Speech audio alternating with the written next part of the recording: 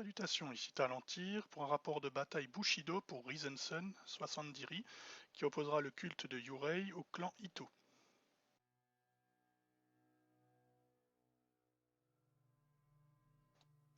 Donc voici la table, petit jardin zen. Le scénario tiré, ce sont les idoles. Il y a donc 3 idoles qui sont placées en milieu de table entre les deux armées. Elles sont neutres. Il sera possible de les rendre amicales pour une warband en les activant au moyen d'une action simple une fois qu'une figurine est en contact avec elle. Alors, à savoir que les points de victoire sont comptés aux tours 2, 4 et 6. Donc à la fin de ces tours-là, on compte celui qui a le plus d'idoles amicales. Et la bande qui en a le plus reçoit le point de victoire du tour 2, et idem au tour 4, et idem au tour 6. Il y a 3 points de victoire à distribuer. Et donc à la fin de la partie, celui qui a ramassé le plus de points de victoire remporte la partie.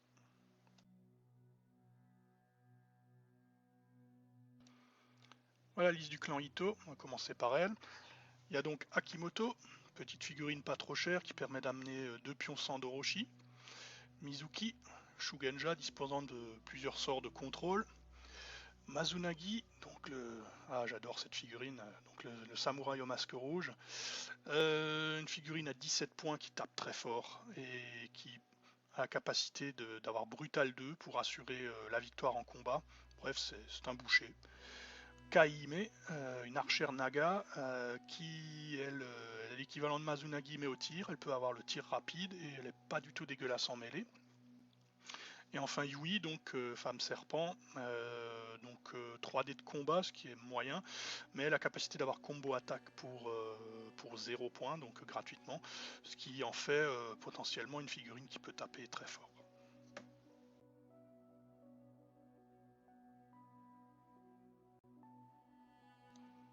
Ensuite, le culte de Yurei. Donc là, on joue le thème Nightmare of Jigoku. Donc on ne peut jouer que des kami, des burakumin et des yokai. Là, en l'occurrence, donc j'ai pris Gendo, donc l'Omra qui vient avec ses petites nuées de rats. Il y en a 2 normalement. Donc c'est une figurine qui apporte beaucoup de map control puisqu'elle est capable de se téléporter sans limite de portée pour échanger sa place avec une nuée de rats. Ensuite on a le Gaki. Donc le Gaki c'est une petite figurine à 9 points qui dispose de régénération et de 6ème sens. Taka et colère. Donc Taka c'est un petit Shugenja yokai qui permet de rendre les adversaires berserkers, ça peut avoir des petites subtilités intéressantes, et elle peut invoquer une colère, donc un kami très puissant qui peut dépenser des pions de ki pour augmenter pour un seul point ses capacités en combat ou son mouvement, donc elle peut réserver beaucoup de surprises si elle a des points de ki. Penangalang alias Penny. Là aussi un yokai un peu dégueulasse qui permet de faire du contrôle, il peut hypnotiser ses adversaires et il peut également les étreindre, ce qui a des utilités assez intéressantes contre les figurines qui sont plus fortes que lui. Et enfin un kami de terre corrompu, donc une figurine relativement solide qui tape correctement, on va dire, même s'il n'a que 2D, mais qui a la capacité également de perturber le flux autour de lui et d'obliger les adversaires qui veulent utiliser des pouvoirs ki à les payer un point plus cher.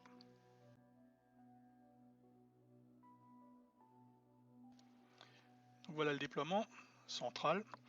A noter que Gendo a été gardé en réserve avec le trait flanqueur, donc il pourra venir à partir du tour 2 dans un côté de table neutre déterminé à l'avance. Donc le culte de Yurei lance d'abord le souffle de Yurei, c'est un brouillard qui limite les lignes de vue à 2 pouces, ce qui veut donc dire que les charges et les courses, notamment au-delà de cette distance, ne seront pas possibles. Donc c'est assez handicapant, ça protège du coup la liste du tir. Et donc la première activation du culte, ce sera le Gaki qui lui a 6ème sens et n'est donc pas affecté par le brouillard et qui court donc vers l'idole histoire d'essayer d'en tourner une en ninja le plus rapidement possible.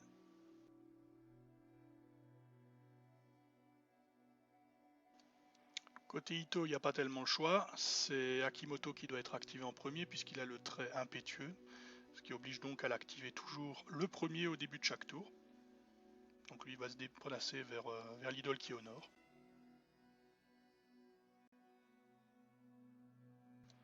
Le gars qui finit une deuxième course près de l'idole.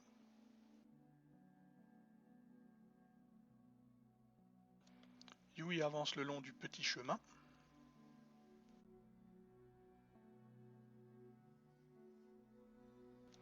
Taka avance vers la chapelle.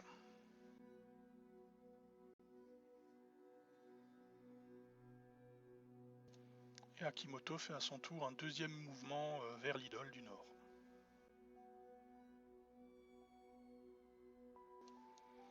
Par la suite, les Anuedra avancent en groupe, donc elles ont la capacité groupe, donc elles sont automatiquement activées en même temps.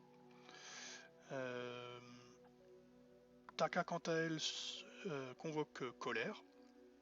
Donc quand elle arrive en jeu, colère est considérée comme déjà activée, donc elle ne peut pas jouer dans la foulée. En face, les Ito ont fait avancer Kaime, qui a fait 2 activations pour se placer de façon à pouvoir éventuellement shooter le Gaki au tour d'après.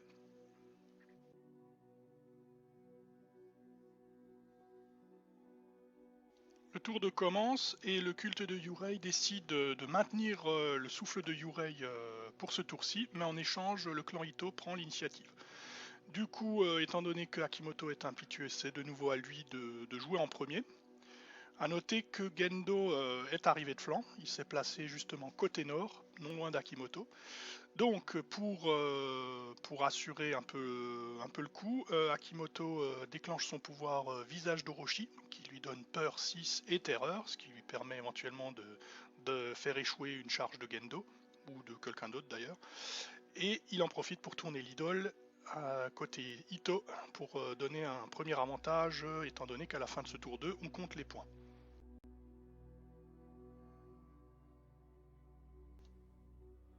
Donc là on fait une petite erreur puisque normalement le culte d'Yurei a maintenu le souffle de Yurei au tour 2, il a le droit de le faire, à condition de laisser l'initiative à l'adversaire.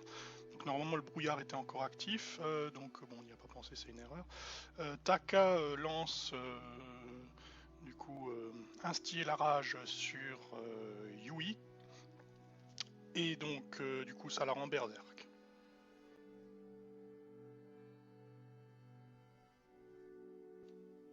Du coup elle est obligée d'attaquer l'ennemi le plus proche, donc en l'occurrence c'était le kami de terre profané. Alors, donc en règle générale, les kamis sont assez casse-pieds puisqu'on ne peut pas les one-shot généralement, puisqu'on ne peut leur infliger que 1 dégât par 1 dégât, quel que soit le nombre de blessures qu'on peut faire normalement. Donc là finalement c'est pas plus mal que ce soit le Yui qui y soit allé, puisqu'elle dispose de combo attaque, et combo attaque lui permet de faire plusieurs attaques en fait. Donc comme ce sont des attaques séparées, elle peut one-shot le kami, ce qu'elle fait d'ailleurs.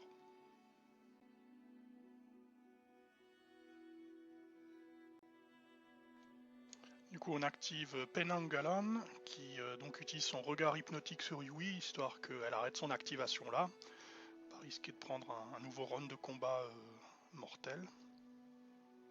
Et donc du coup elle rate son test de ki et perd donc son dernier compteur d'activation, ce qui fait que pour elle le tour est terminé.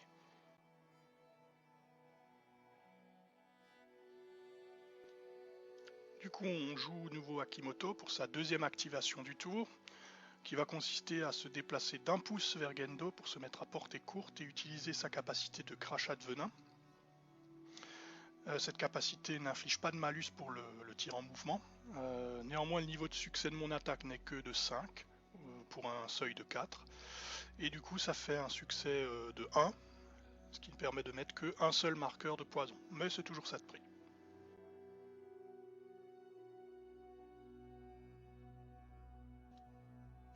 Le culte de Yurei fait la même chose mais au sud, puisque Gaki utilise son activation pour se tourner l'idole de son côté.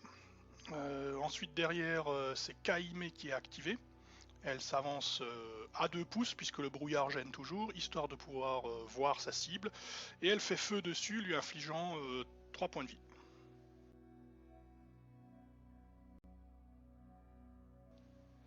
En riposte, et pour protéger Gaki et l'idole, la colère charge Kaime. Donc Kaime rate son test de peur, donc du coup elle se retrouve avec un des 2 combats de moins et une colère qui va booster son attaque pour essayer de la blesser.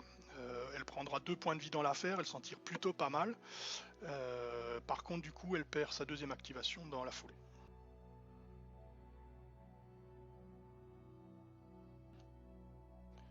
Tout de suite derrière, Mazunagi fait une action de mêlée contre la colère qui est maintenant épuisée et donc un dé de combat en moins, et il arrive sans trop de problèmes à la détruire.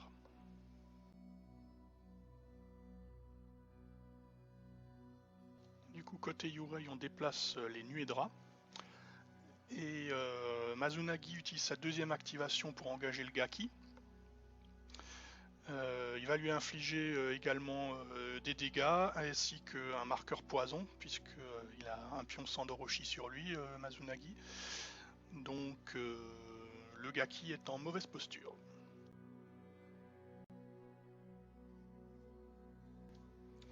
Penanggalon s'avance vers l'idole et tente de lancer un regard hypnotique sur Mizuki, mais malheureusement la Shugenja réussit son test ki. En riposte, elle s'approche également de l'idole et réussit à passer son sort de contrôle sur Penanggalon, qui sera donc contrôlé pour sa prochaine action.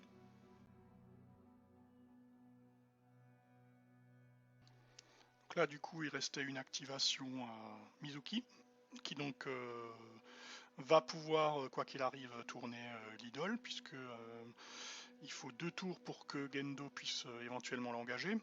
Donc la première chose que fait le culte dieu Yurei, c'est de faire avancer ses nuées, et notamment la nuée qui était au nord, le plus près possible de Mizuki, puisque le brouillard est toujours en route.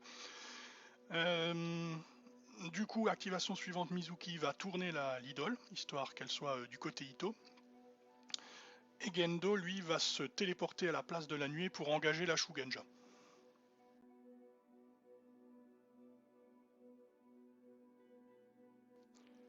Du coup, Gendo utilise sa première activation pour engager Mizuki, mais il ne parvient pas à faire mieux qu'un point de vie.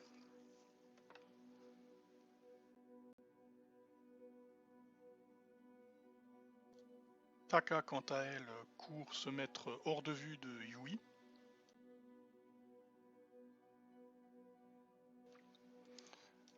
Donc là, Mizuki est obligé de subir un 2e round de combat avec Gendo, puisqu'il faut qu'elle reste au contact de l'idole pour l'empêcher de la tourner. Et bien, elle survit, sans souci, elle réussit sa défense. Et du coup, le culte du Rei ne peut pas me reprendre l'idole. Donc le point de victoire du tour 2 va au clan Ito.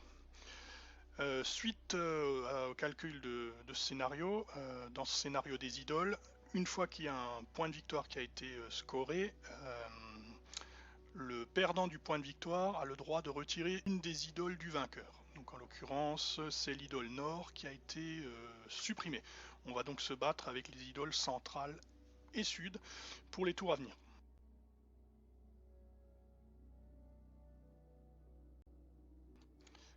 Le tour 3 commence, il n'y a désormais plus de brouillard.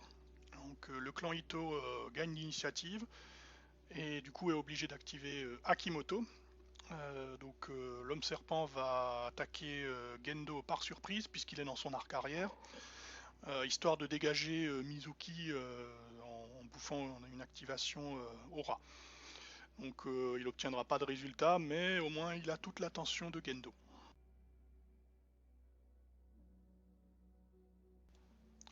Donc, du coup au milieu c'est un peu le foutoir puisque le Penanggalon étant lui-même contrôlé, pour Yurei, c'est un peu complexe. Donc du coup, les 2 nuées sont activées. Il y en en a une d'elles qui va tenter de charger Mizuki, mais du coup elle cause la peur et la nuée va rater son test, tandis que la seconde attaquera Akimoto par surprise sans réussir à lui faire quoi que ce soit. Euh, Du coup, du côté des Ito, il y a une première attaque de Mazunagi contre le Gaki qui ne donne rien. Et un deuxième round d'attaque de Gendo contre Akimoto qui ne donne rien. Non, contre Mizuki, il me semble, qui ne donne rien non plus.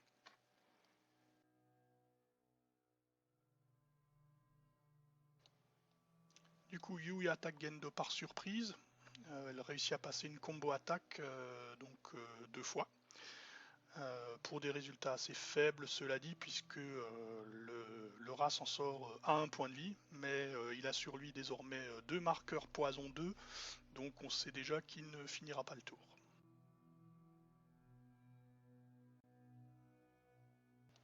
Taka convoque une nouvelle colère.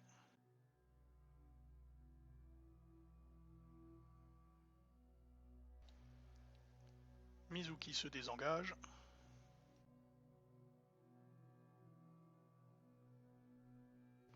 Taka retourne se cacher encore un peu plus au sud, derrière une statue, tandis que Kaime s'active, contourne le Bouddha qui se trouve au sud et tire à bout portant sur la colère. En faisant un très bon jet, elle parvient à la détruire directement.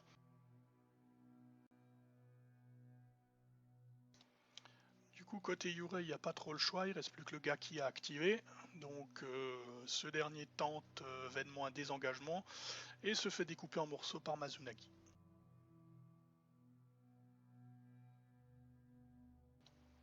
Du coup, Yui fait un deuxième round de combat contre Gendo, mais cette fois-ci il réussit son esquive et sa défense pas de côté, qui lui permet de se reculer d'un pouce.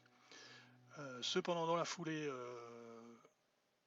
le Penangalang est activé. Comme il est encore contrôlé pendant une action par le culte de Yurei, il attaque son camarade.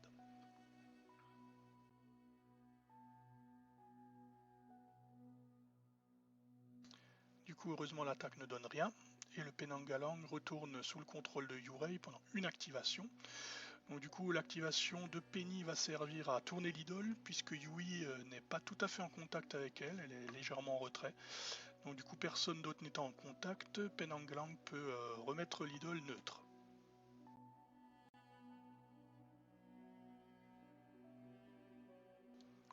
Début du tour 4, donc Gendo a succombé au poison, et du coup Mizuki a récupéré un point de ki au passage. Le thème Nightmare of Jigoku indique que le culte de Yurei gagne automatiquement l'initiative du tour 4 et qu'il peut mettre -1 en ki à deux figurines de la bande adverse, donc Mazunagi et Mizuki. Donc la première activation, ça va être pour Penanglang pour tourner l'idole du côté d'Yurei.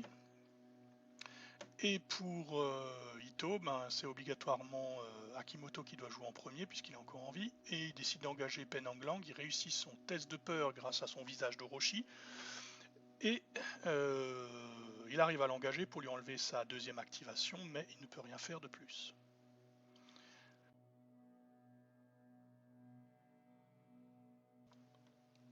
Du coup, Mazunagi tente une charge sur Penanglang, mais rate son test de peur étant donné qu'il n'a plus qu'un dé.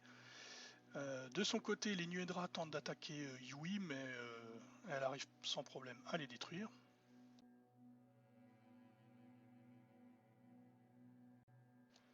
Kaime, quant à elle, réussit son test de peur pour attaquer Taka et pour la tuer.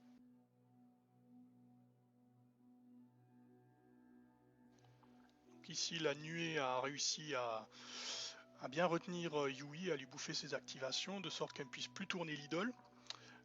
Penanglang est épuisé, donc du coup Akimoto tente de l'attaquer puisqu'il est affaibli, mais le yokai parvient à prendre l'initiative avec réflexe éclair et il réussit une grapple attaque, ce qui permet d'étreindre le serpent et d'annuler son attaque.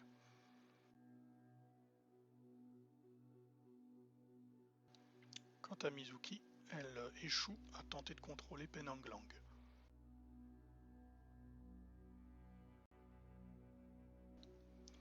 Donc le tour 4 se termine surprenamment par la victoire du culte de Yurei, puisque Penanggalan a réussi à tenir l'objectif quasiment tout seul au milieu contre tous les adversaires. Il a réussi à tourner l'idole rapidement et il a encaissé toutes les attaques et tous les sorts qui lui sont tombés dessus pour rester au contact de l'idole. Quant à Taka, elle meurt des suites du poison. Et donc on retire une idole du vainqueur, c'est-à-dire l'idole centrale. Il ne restera donc que l'idole du sud pour les tours 5 et 6.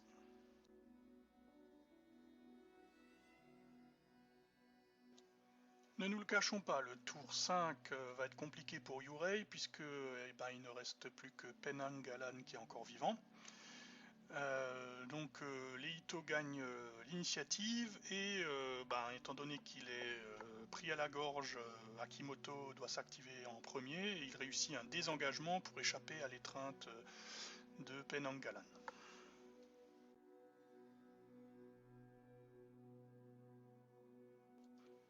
Puis du coup il tente d'attaquer Yui en combat.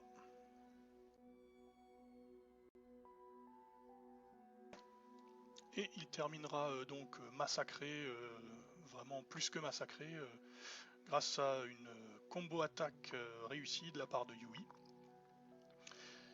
Du coup, les deux derniers tours vont pouvoir être joués seuls par le clan Ito, et donc nécessairement le point de victoire du tour 6 va à leur échoir, ce qui fait une victoire 2-1 du clan Ito.